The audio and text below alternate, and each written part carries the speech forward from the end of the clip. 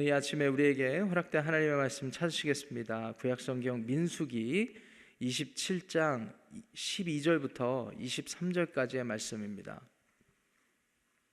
민수기 27장 12절부터 23절까지의 말씀을 찾으시겠습니다.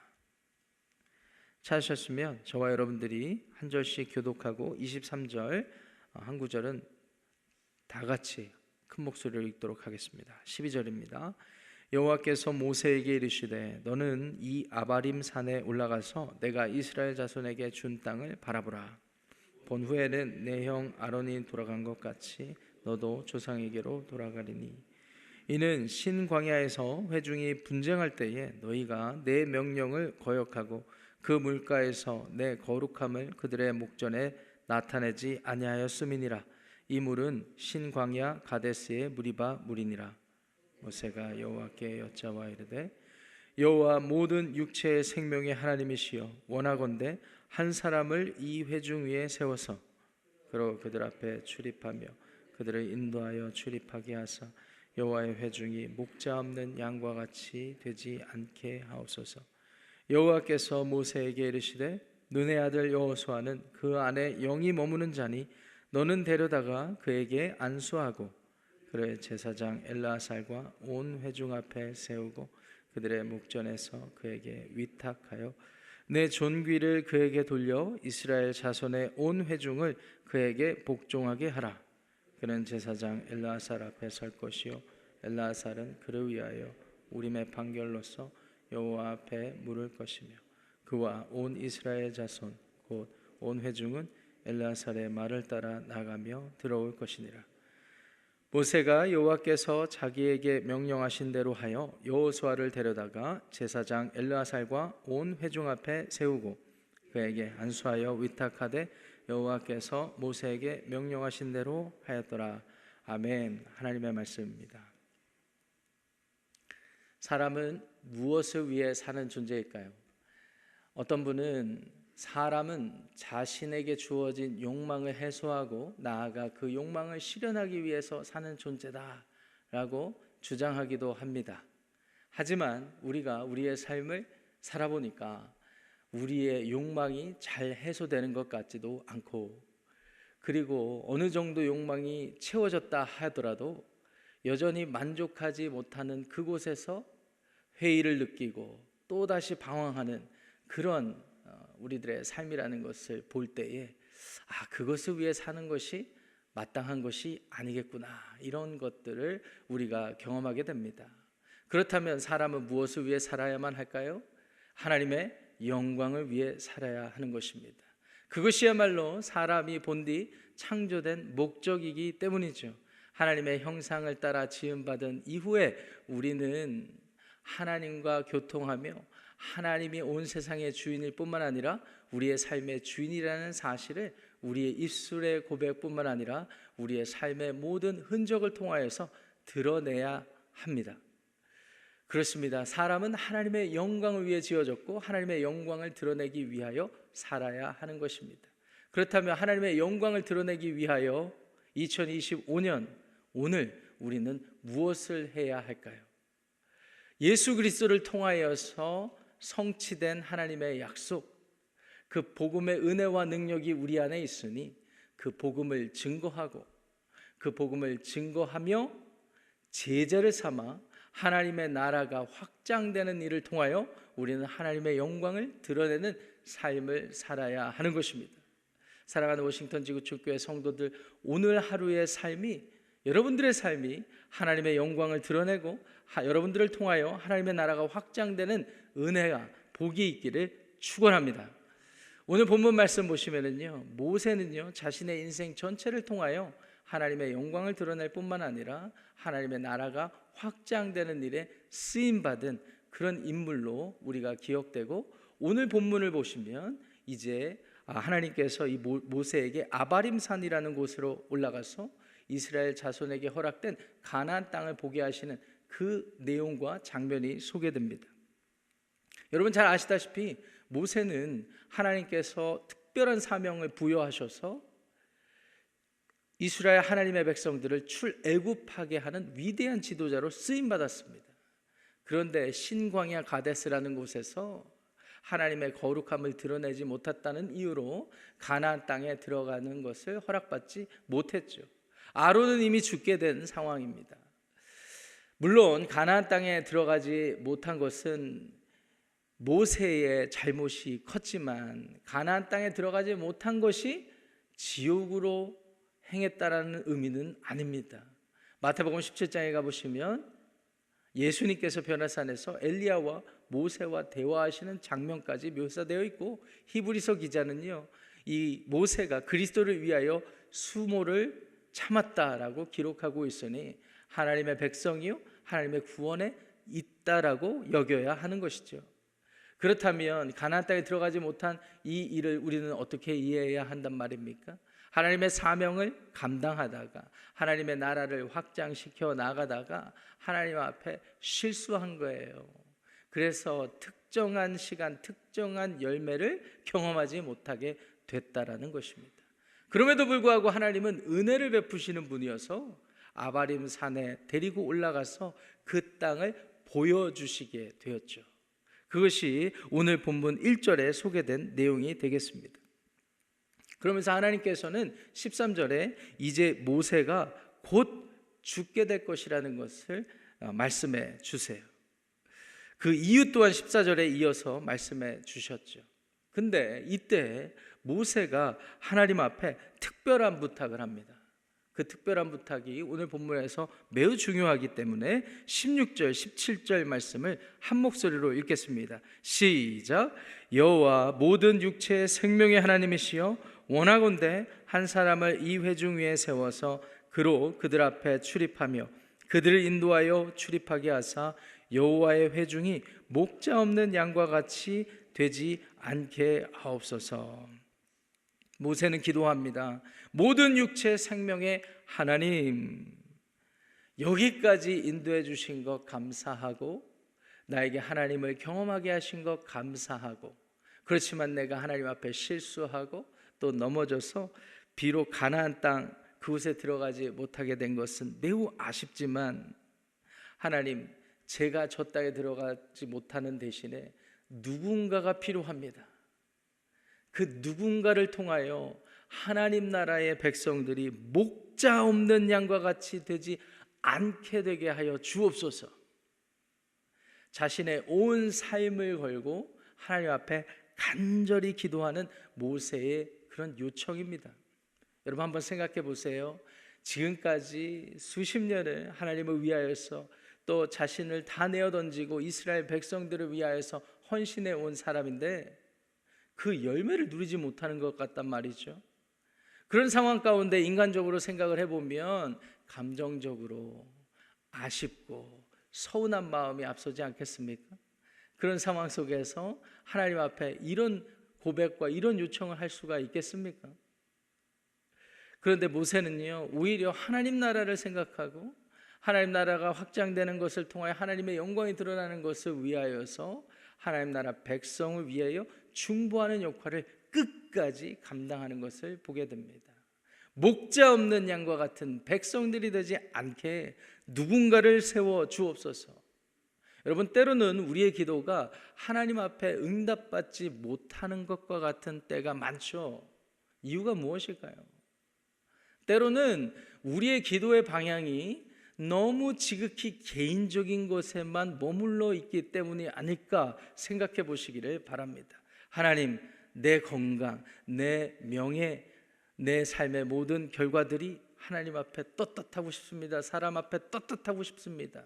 내지는 내 자녀들, 내 가족들, 모조리 나의 것들, 나의 개인적인 상황들, 나의 개인적인 소망과 욕망에 대한 것들이기에 하나님의 기도의 응답이 없는 것처럼 느껴질 수가 있는 것이에요. 그런데 반대로 우리 기도의 방향이 하나님의 영광을 드러내기 위하여, 하나님의 나라가 확장되기 위하여 내 주변에, 내 삶 주변에서 일어나고 행해져야 되는 일들이 무엇일까를 고민하고 그것을 위해 기도한다면 하나님께서는 속히 응답하게 되실 줄 믿습니다. 그래서 하나님이 응답하시기를 이렇게 응답하시죠. 18절 말씀 보세요. 눈의 아들 여호수아는 그 안에 영이 머무는 자니 너는 데려다가 그에게 안수하고. 하나님께서는 기다렸다라는 듯이 여호수아를 들이미십니다. 이 여호수아는 어떤 사람이라고 묘사하세요?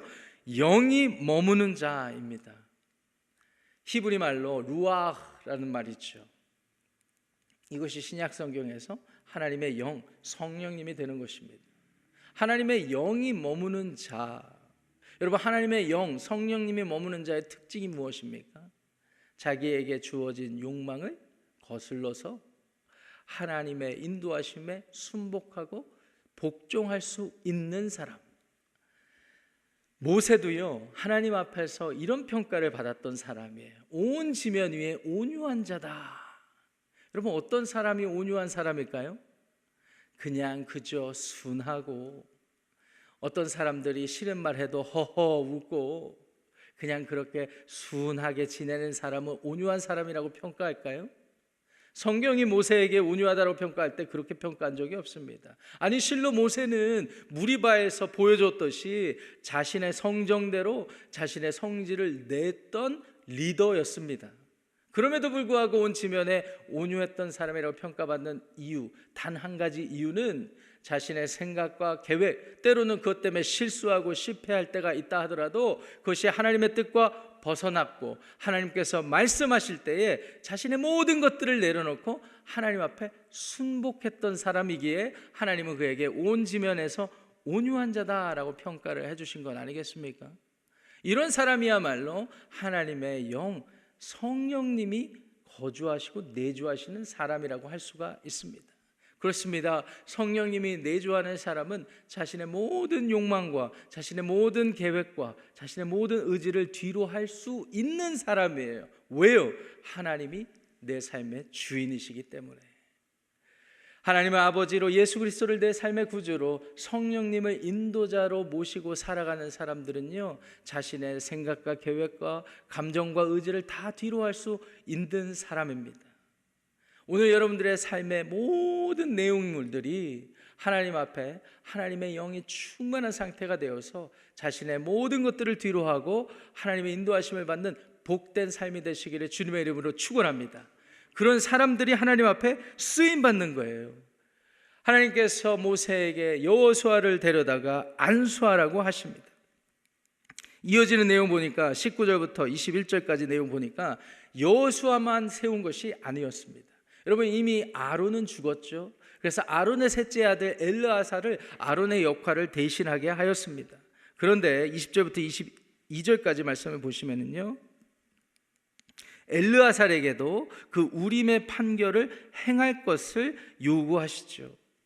그리고 이들을 온 회중 앞에 세우게 하십니다. 여호수아와 엘르아살을 세우게 하셔서 그들에게 안수하고 위탁하였다라고 되어 있습니다. 특별히 주목할 구절이 20절에 네 존귀를 그에게 돌려서 온 회중이 그에게 복종하게 하라. 여호수아에 대한 말씀인데요, 이 존귀라는 말은 어떤 의미일까요?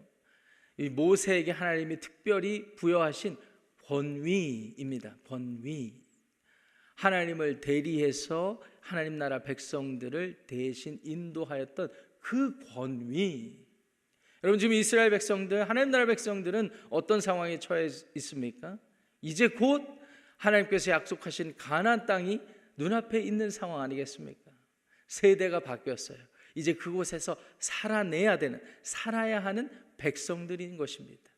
그들에게 새로운 리더십을 세우시고 그 새로운 리더십이 세워져야 했던 그런 상황이기 때문에 하나님은 모세에게 허락된 존귀, 권위를 온 회중 앞에서 다음 리더인 여호수아와 엘르아살에게 넘기셨던 것이죠. 그런데 모세는 이 모든 것들을 22절, 23절 말씀 보니까 하나님 말씀하신 그대로 행했다라고 되어 있고요, 이것이 저와 여러분들이 오늘 아침 봉독한 오늘 본문의 내용이 되겠습니다. 여러분, 사람은 무엇을 위해 살아야 할까요? 하나님의 영광을 드러내기 위해서 살아야 하는 것입니다.